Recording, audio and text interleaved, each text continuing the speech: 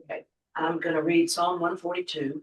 It's on this list of psalms. Somebody was nice enough to figure out which psalm with which passage, and I don't think we heard this one. Susan did that. Thank you, Susan, and you'll be there. Heard it. Forget it because I don't remember. This is labeled Prayer for Deliverance from Persecution, number 142. With my voice I cry to the Lord.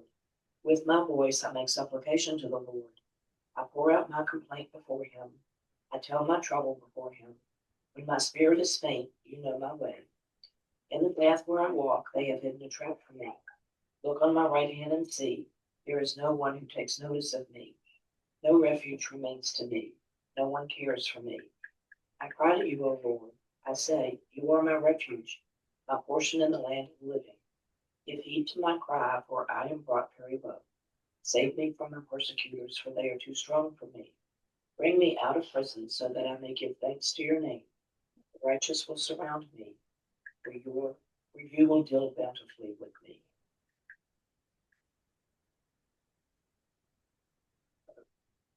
Appropriate for David hiding in a cave. Did anybody read the lesson, the next two chapters? I looked for them, yeah. Okay, yeah. Yeah, this is an interesting story. Yeah. So we are starting with 1 Samuel chapter 24. And I like this book, but I'm a little irritated because it's not going straight through. Uh-huh. And so I've got to make sure I find 24, and then I've got to go backwards to get to 25, which is weird. So if he does more kind of thematic. Yeah.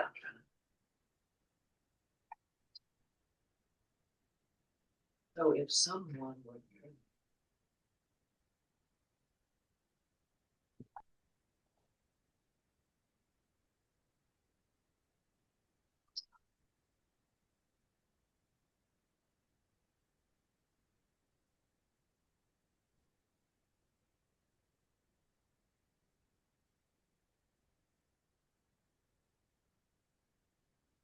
You just start.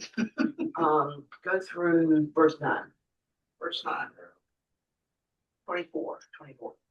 After Saul returned from pursuing the Philistines, he was told, David is in the desert of En-Gedi. So Saul took 3,000 able young men from all Israel and set out to look for David and his men near the crags of the wild goats. He came to the sheep pens along the way. A cave was there, and Saul went in to relieve himself. Now, was that to go to the bathroom or was that to sleep? No. Bathroom, probably. David and his men were far back in the cave. The men said, this is the day the Lord spoke of when he said to you, I will give your enemy into your hands for you to deal with as you wish. Then David crept up unnoticed and cut off a corner of Saul's robe. Afterward, David was conscience-stricken for having cut off a corner of his robe. He said to his men, the Lord forbid that I should do such a thing to my master, the Lord's anointed, or lay my hand on him, for he is the anointed of the Lord. With these words, David sharply rebuked his men and did not allow them to attack Saul. And Saul left the cave and went his way. Okay, so David and his men are hiding out, and this part of the countryside is full of caves. So one commentary said, this makes a lot of sense. And they're in the back of the cave. And Saul comes in and assumes the cave is empty, doesn't check it out, and does his business. So what were you going to say about? In the Hebrew, the wording is, he went into the cave to cover his feet. That's the literal translation of the Hebrew. To cover his feet. That's the euphemism. I said he would go into the cave. No, why? Why do you have to go into? Because he's taking a dump. Oh, that kind of. And yeah, the chief that's of security should have cleared the cave first. Yeah. Whatever. Yeah, because I have the same issue. It's like if you're gonna pee, just whip it out and get rid of your business and go on. but this, well, that's what men do. I mean, what they're saying, shy. I just want to know one thing. He pooped on their front porch. Did he light it on fire? You take a hole. Yeah. Paper pack. You light it But on that's, fire. yeah, the Hebrew literally, and that's like that's the weird. euphemism Yeah, for- is cover your feet. is to cover his feet. Weird. Well, I don't know about him, but I try not to poop on my feet. Yeah. Just saying. Right. Oh my gosh. I think we're misunderstanding it. Yeah, something doesn't seem Perhaps the right. road came off and it fell to his feet. It's one of my Bibles, that was the footnote, that's the euphemism in Hebrew. For, Yeah. I mean, it's just like, yeah. yeah, I mean, it's just So like it's- today, if we were to say, you know, Tom's in the doghouse, it means I'm mad at him. Right, It has nothing to do with a dog or a house. right, 2,000 years from now, if somebody reads that, they're not gonna have a clue what we're talking about. right, yeah, Right, right, right, Yeah, so it was just the euphemism of the day. yeah. right. So we learned something about ancient Hebrew. Boy. I've gone off to powder my nose. There you go. Bingo. So David's men are all excited. Hey, there he is. Help us. You know, Yeah. and I also made the assumption that he probably turned his back to the cave so he could see anybody that came in and you know, no, don't come in here right now. Right. And maybe even depending on could he see out, who knows, but because Tom was saying, how did David sneak up on him to get, and I said, you know, if he's looking out into daylight and the They're in cave's the dark, dark. He had 3,000 young men with him. They were pooping all over him. Yeah, really. Yeah, true. Smell, I think you imagine smell. Ew. So that's those numbers. Saul has 3,000 young men Right. and David has 600. Yeah. And Saul's were probably better trained. So that's what, you know, Right. so David had sense enough not to engage in battle, at least. But anyway, his men are encouraging him to take advantage of the situation and When he kill said Saul. no. And David says, but, you know, snips off part of his robe. And one commentator makes the point that this is psychological warfare. Because as soon as Saul leaves, Because they didn't have any toilet. Right. I did take a leak, there's no leaves over there. yeah, Partial paper. A piece of that robe. Yeah, yeah, Well, Right. there also is something I read that said that in cutting Saul's robe is akin, that cutting somebody's clothing is akin to doing harm to the body, wow. you know. There's So a lot of that made sense, Very you know, that involved. David was stricken to heart afterwards. And that he, Yeah. I think the message that was sent was that I could have cut a quarter off of you while you were in a most vulnerable position, but I didn't. yeah, yeah, yeah. right. And then in the next few verses, he uses that. So would somebody read 9 through 8? 8 through 13. I can do that. Okay. Afterwards, David also rose up and went out of the cave and called after Saul, my lord the king. When Saul looked behind him, David bowed with his face to the ground and did. Is that obedience? No. Obeisance, sorry. David said to Saul, why do you listen to the words of those who say, David seeks to do you harm? This very day your eyes have seen how the Lord gave you into my hand in the cave, and some urged me to kill you, but I spared you. I said, I will not raise my hand against my Lord, for he is the Lord's anointed. See the corner of your cloak, my hand. For the fact that I cut off the corner of your cloak and did not kill you, you may know for certain that there is no wrong or treason in my hand. I have not sinned against you, though you are hunting me to take my life. May the Lord judge between me and you.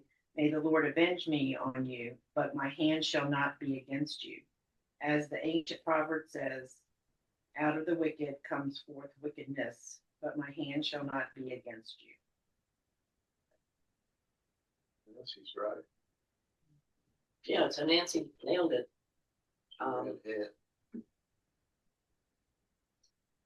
So, oh,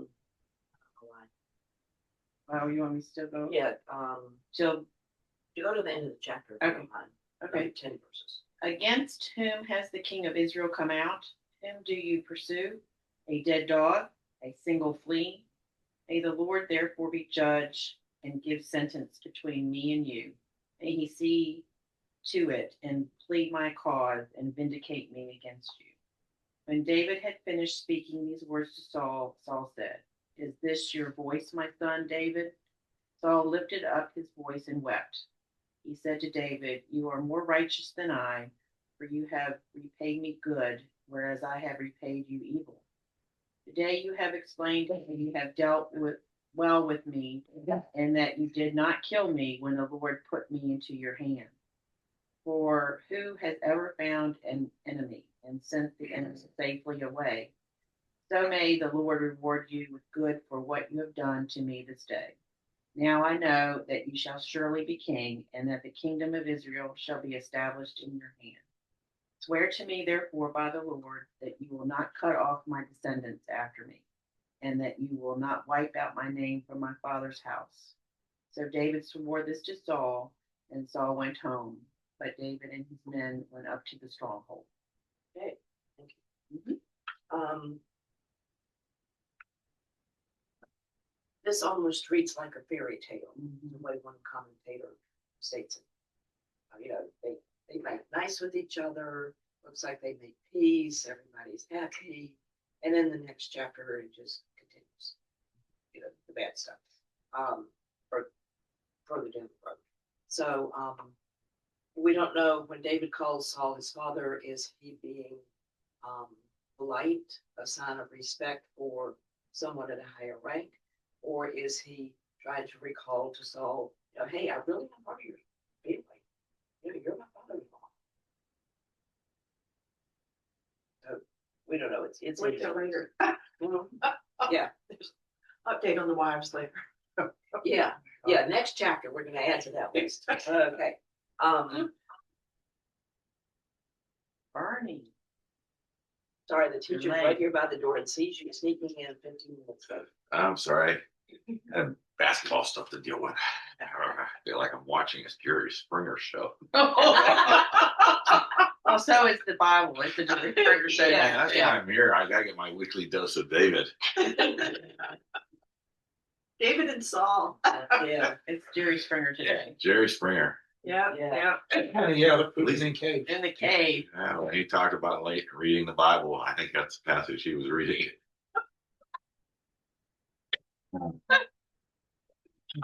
This is the first time, if you notice there toward the end, Saul acknowledges that David will be king.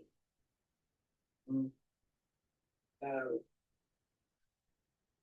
I'm not sure where he got that. I don't know where that came from, but he's acknowledging that he sees what's happening.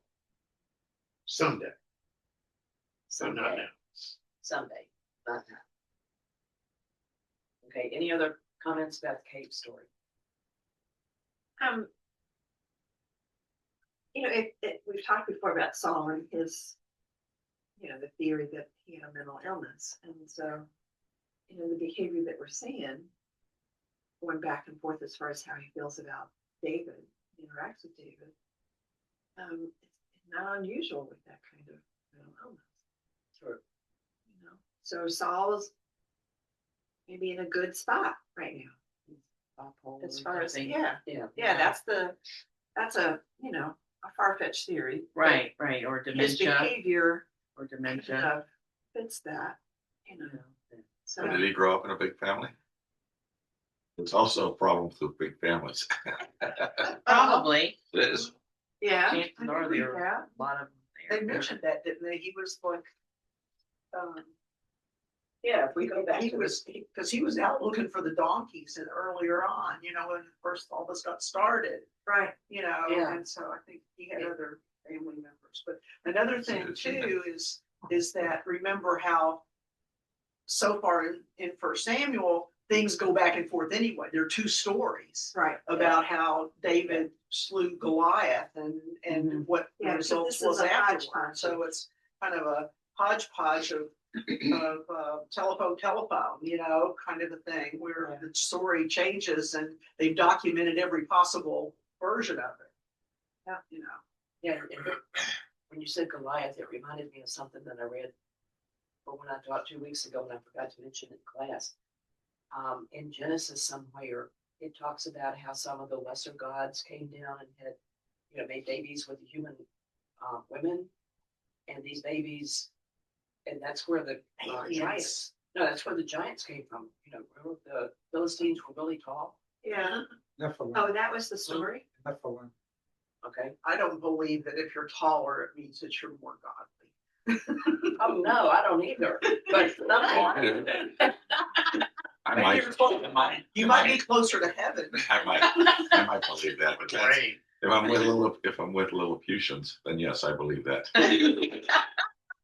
Mr. Voss? The wizard. The wizard. Gotcha. Brady. but I like this perspective, mental illness, so that I think I see that a lot.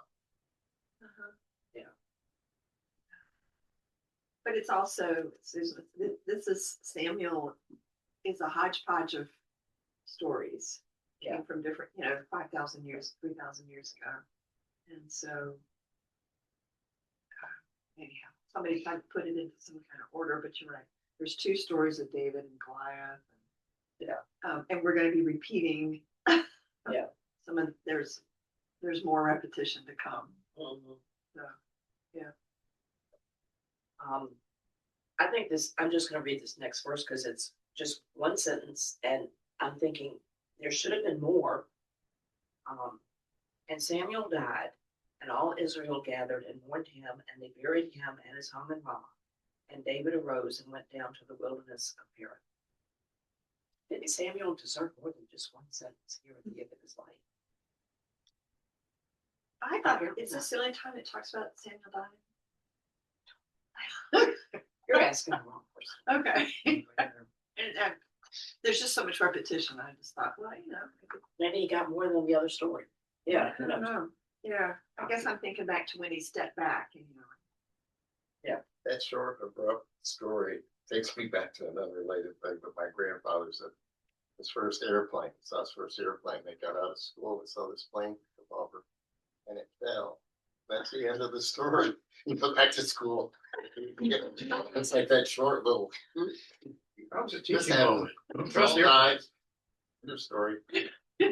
Well,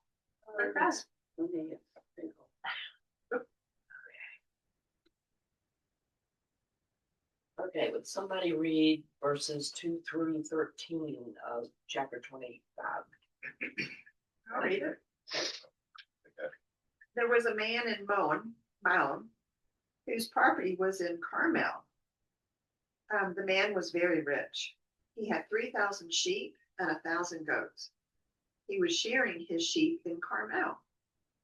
Now the name of the man was Nabal, and the name of his wife Abigail. The woman was clever and beautiful, but the man was surly and mean. He was a Calebite. Somebody that's not a Hebrew. Oh, okay. I was thinking like Cain and Abel. Oh, Cain and Abel. Sorry. Playable. I got confused. So anyhow, David heard in the wilderness that Nabal was shearing his sheep. So David sent 10 young men, and David said to the young men, "Go up to Carmel and go to Nabal and greet him in my name. Thus you shall salute him. Peace be to you, and peace be to your house, and peace be to all that you have. I hear that you have shears. Now your shepherds have been with us, and we did them no harm, and they missed nothing all the time they were in Carmel. Ask your young men, and they will tell you. Therefore, let my young men find favor in your sight, for we have come on a feast day. Please give whatever you have at hand to your servants and to your son David." When David's young men came, They said all this to Nabal in the name of David, and then they waited. But Nabal answered David's servants, "Who is David? Who is the son of Jesse? There are many servants today who are breaking away from their masters. Shall I take my bread and my water and the meat that I have butchered for my shears and give it to men who come from I do not know where?" So David's young men turned away and came back and told him all this. David said to his men, "Every man strap on his sword." Every one of them strapped on his sword. David also strapped on his sword, and about 400 men went up after David, while 200 remained with the baggage. Okay. Shakedown time. Yeah. This is a protection racket. I could have killed all of your shepherds. I could have taken all of your sheep, but I didn't. And you should reward me for that. I think so. I Was think it? you should too. On David's, in David's sheepfold or something? No? Okay. Oh, all right, never mind. I withdraw that comment. Pretend you never heard it. Yeah, so, you know, the fact that David sends 10 people to deliver this message that really doesn't need to be delivered unless you're, you know, this is just a shakedown. There's no other way to put it. And Nabal is an idiot because he says no. He doesn't realize that there are 590 more people behind these 10 that are willing to come. So that sets the stage for what's going to happen now. So now, Sarah, Ah. would you, when somebody comes in and says peace to you and, you know, blah de da de da, wouldn't you think the famed hospitality would kick in and they would offer them something just out of a general spirit of hospitality? well, the way this is told, they come in demanding. I mean, they put flowery, nice language around it, but they don't give Nabal a chance to offer anything. They come in and say, "Hey, we could have done this and we could have done that, but we didn't, so we need stuff. What are you going to give us?" So I think the tone is such that Nabal doesn't see travelers in need of hospitality. Okay. But that's a good point. Okay, so if somebody would,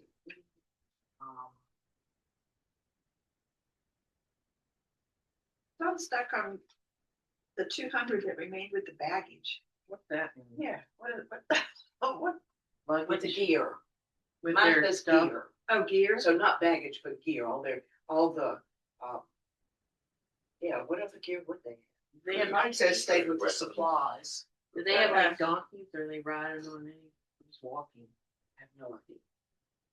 So maybe they have other weapons more than just the spears. Yeah, supplies, gear. Okay.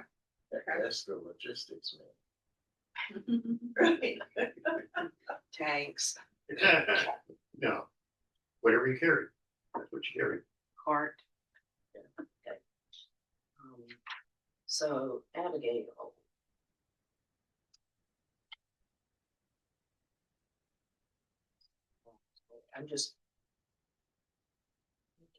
My Bible doesn't split things up easily.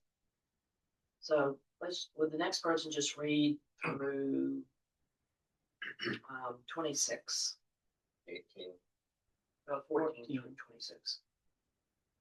But one of the young men told Abigail, Nathan's wife, "David sent messengers out of the wilderness to salute our master, and he shouted insults at him. Yet the men were very good to us, and we suffered no harm, and we never missed anything when we were in the fields, as long as we were with them. They were a wall to us both by night and by day, all the while we were with them, keeping the sheep. Now therefore, know this, and consider what you should do, for evil has been decided against our master and against all his house. He is so ill-natured that no one can speak to him. Then Abigail hurried back and took 200 loaves, 2 skins of wine. Seems like take more wine with 500 loaves. And I was wondering the size of those skins myself. So, 5 sheep ready dressed, 5 measures of parched grain, 100 clusters of raisins, and 200 cakes of figs. She loaded them on donkeys and said to her young men, "Go on ahead of me, I'm coming after you." But she did not tell her husband Nabal. As she rode on the donkeys and came down under cover of the mountain, David and his men came down toward her, and she met them.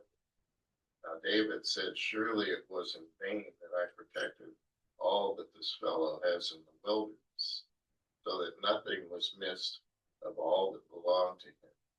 But he has returned the evil for good." God did so to David,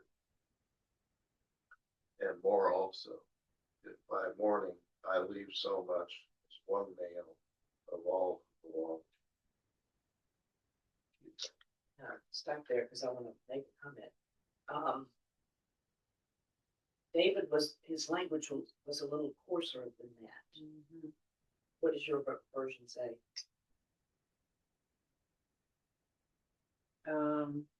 That last, About this, which one? the last, verse 20, 22 or 23?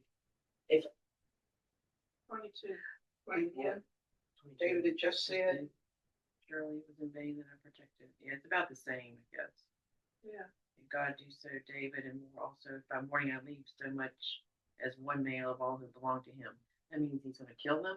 Yeah, okay, this is what, thus may God do to David, and even more, if I leave from all that is his until morning, a single pisser against the wall. Oh, wow. Was the way the Hebrew, all men, obviously, but that's how that's a closer literal translation. A single pisser against the wall.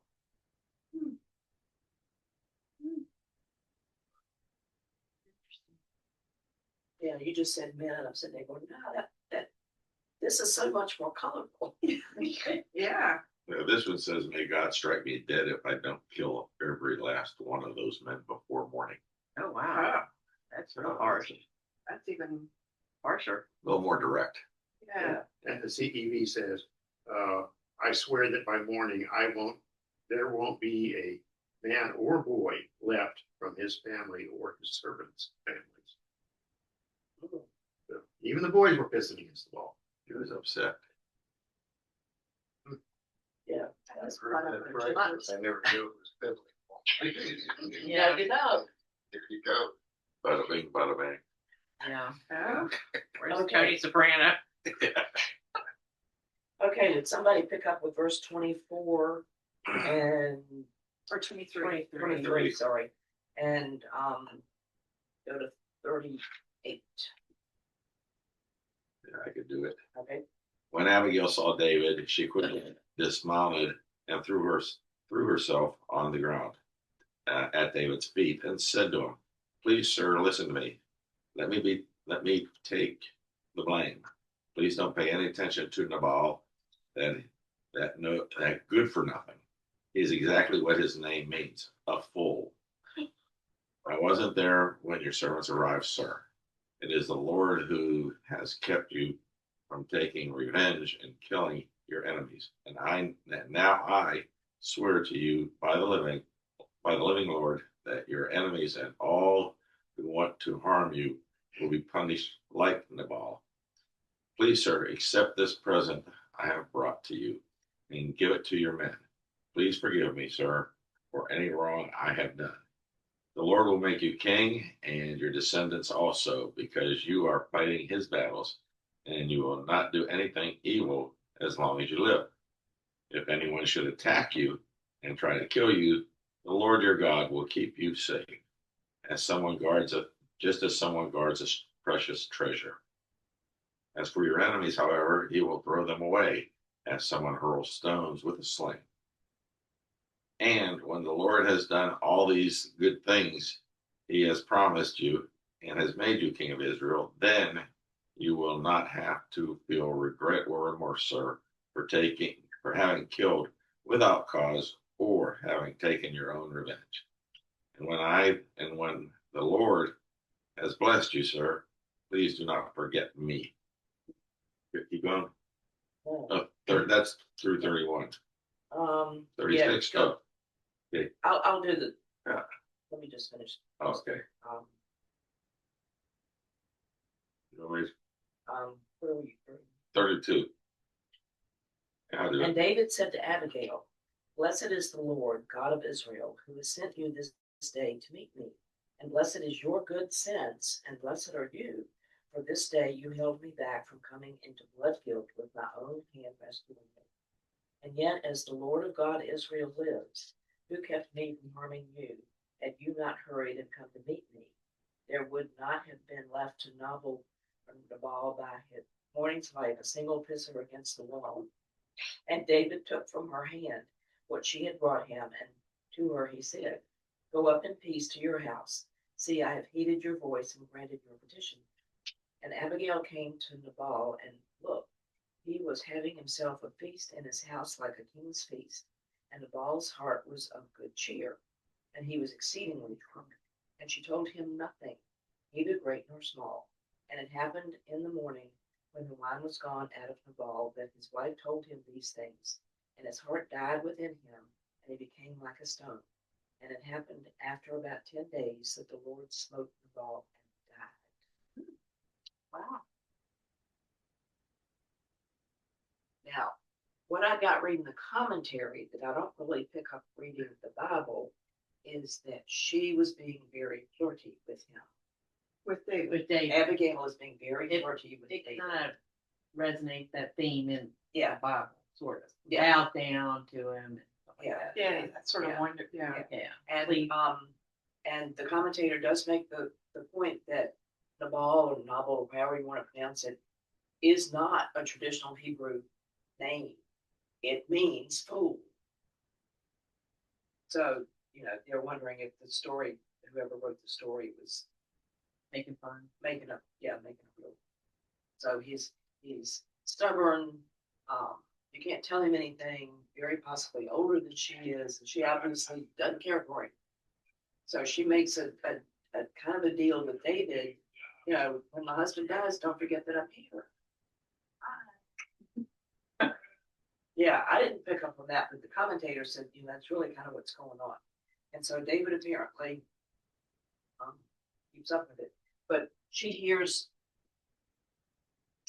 what's happened and how rudely her husband has treated these young men. She's heard about David. Hey, he's going to be king. And I'm not sure how all these people are hearing that David's going to be king, but apparently some of them appear to know in the story. But she's heard it that he's good looking. So she wants to meet this guy. So she puts up together all this food. And also, you talked about all the bread. Yeah. I wondered about the time frame because it takes a long time to make bread. And she knows. We know. Yeah, I know. And We wine, made I it guess, with too. Right? Wine. So she took how many 200 loaves of bread. Well, remember, this probably Not numbers the to slaves. represent she took lots of stuff. Yeah. Whatever. I guess they always had replenishing. They were always replenishing their Yeah. own storehouses on an ongoing Yeah. basis. So That was only they might middle normally day. have 400 loaves of bread They for had 100 people or six. And Farm. Porch and Yeah. make Yeah. food. in fact, the fact that he wouldn't have missed it makes you think that they had quite an inventory of Yeah, everything. he was eating a lot of food apparently. Yeah, he was. Yeah. They were having a big party. They were having a feast. Yeah. The rest They of had their just- wine. Well, they just sheared all the sheep. So yeah, they've got, the wool. It's been. I think the odd verse in mine that strikes me is 33. With thank God for your good sense and for what you have done today in keeping me from the crime of murder and taking my own revenge. Mhm. I think that's interesting. I don't remember David thinking of all the people he slayed as murder until just now. Well, David keeps going back. Talk about bipolar. He's nice, he murders people, and he's nice and repents it, and then he I murders think it's a big family. people. Yeah, he was what, youngest of 7? Yeah. Yeah, so Abigail goes out, takes in the food, saves all the men in her compound. And one commentator said, yeah, maybe she knew that her husband had a bad heart. He probably just, yeah. And it could have been a stroke instead of a heart attack.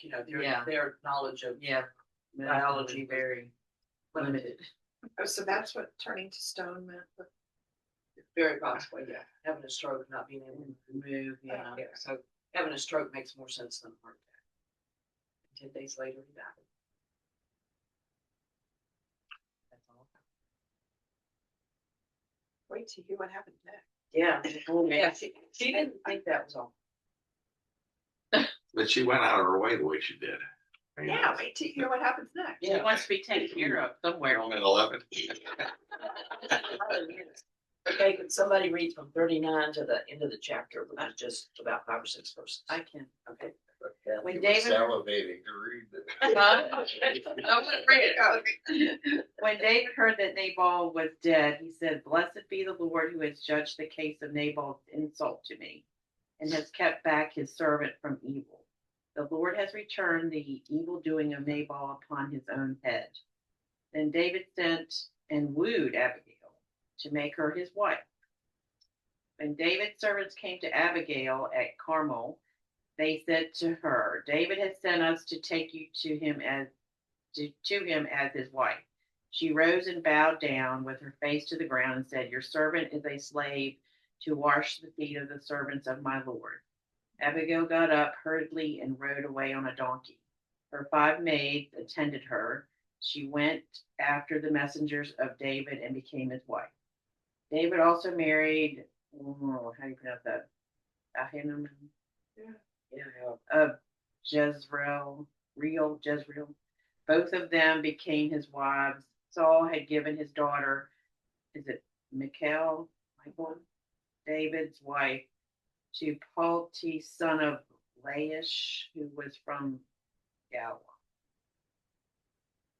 This wasn't, Our own little soap opera. I know, so she was How the many one wives that did he have? hid David That's what I from was trying Saul. to count. Wasn't she the one that hid David from Saul? You know, Saul, she put the idol in Yes, the bed. yes, The ghost skin on his head. Mhm. And so poor thing, she just got, Was she number 1 wife though? I think so. she was the first wife. The first one. So, but Saul, And if I sister remember- wives? so David didn't have a wife now because Saul had sent her off to Palti. The Abigail, Right. mine references Abigail as the second wife.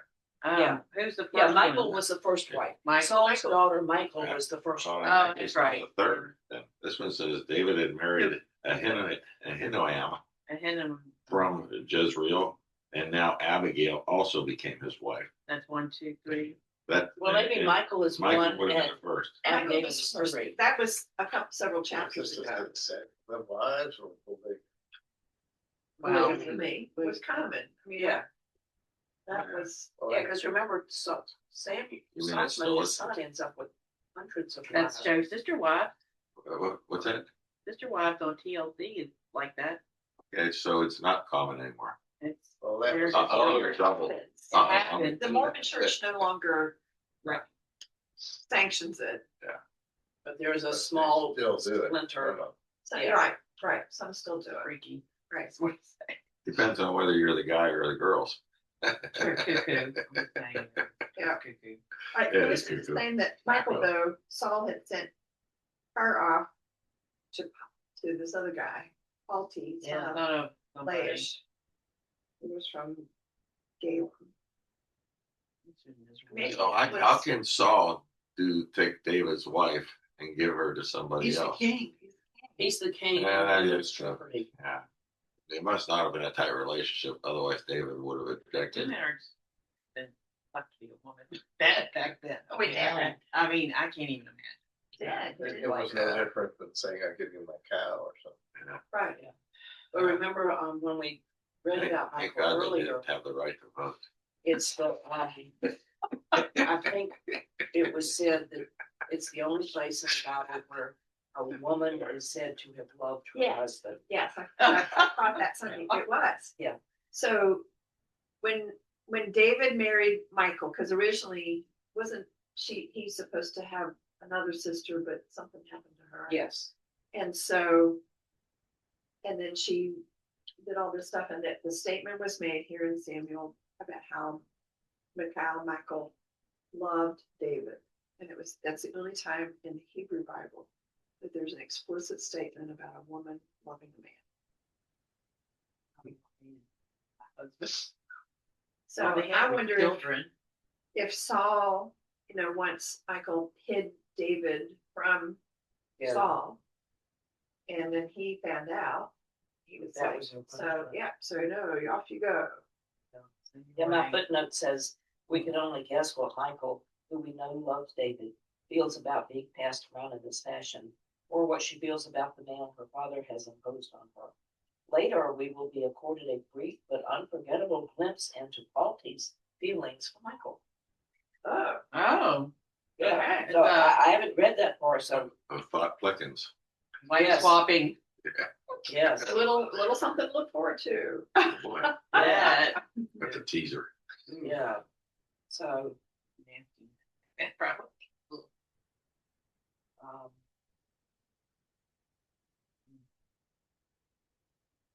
I don't have anything else than that. I had dictated some notes into my phone, went to print them this morning, updated the operating system yesterday, and something that printed very easily 2 weeks ago didn't work today. Oh, no. Yeah, the improvements frequently aren't. Right. No, because last time I was able to print it on the whole page. This time, the only print size it gave me was 4 by 6 inches. Oh, wow.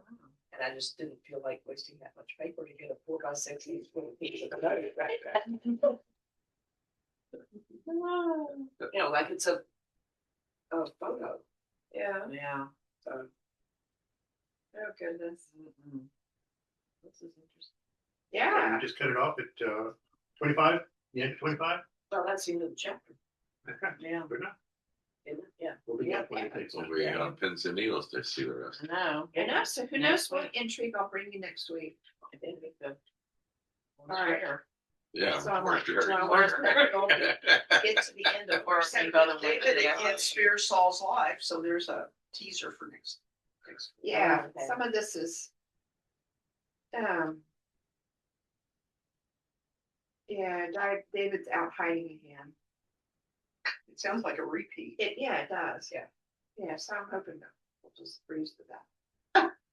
Okay. Version B of the same story. Yeah, I wonder if it's the same story, just 17 different people telling it. Telling them, way. Changing the names to Yeah, protect the innocent. innocent, yeah. I don't know why he's back to hiding. Something after him. This might be one of the shortest therapy sessions we've ever had. Maybe he's hiding from Abbott. Or if somebody wants to kill him from having another wife of whatever they're swapping, Yeah. you know. Uh, Too many names to keep up with. I don't know. No, this is a little different. Okay. All right. Okay. I should calculate how much all that food that Abigail brought. I know. That's How many days for 600 men? one. One day of provisions? I don't know. Maybe. Maybe. yeah. I mean, because I'm assuming the loaves of bread, might have been That round.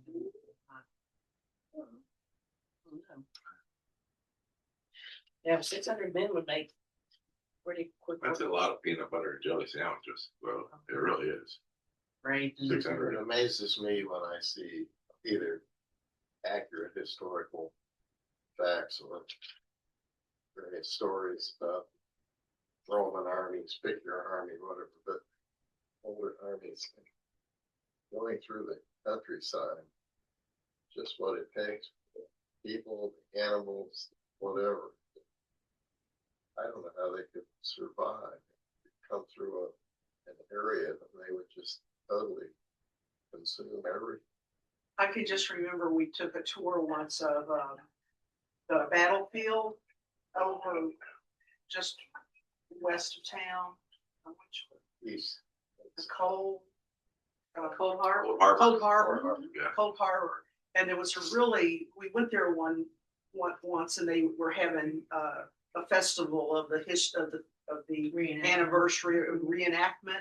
And they had all of these reenactors in there. And the first couple that you walk down through the battlefield and all of a sudden there's two actors over on the side of the road. And it's a man and his wife. And I remember her saying, husband, they're taking all of our sheep and our chickens and all of our supplies and whatever. He says, the army needs that to survive, to fight. And just, you think about, an army coming through, they just take everything, water, food, Yeah. Yep. Gone with the wind. I think more people, certainly more people died from disease, dysentery, and one thing and Yep. another. Yeah. And probably starvation Yeah. during the Civil War. but you have to think about how much food you have to supply for an army. Right. Yeah, Yeah. 20,000 people, Right. literally. And here it's could be figurative. But Although with those MREs, I could probably go every other. Yeah. Lots of stamp, the non-edible kind, but you have to eat.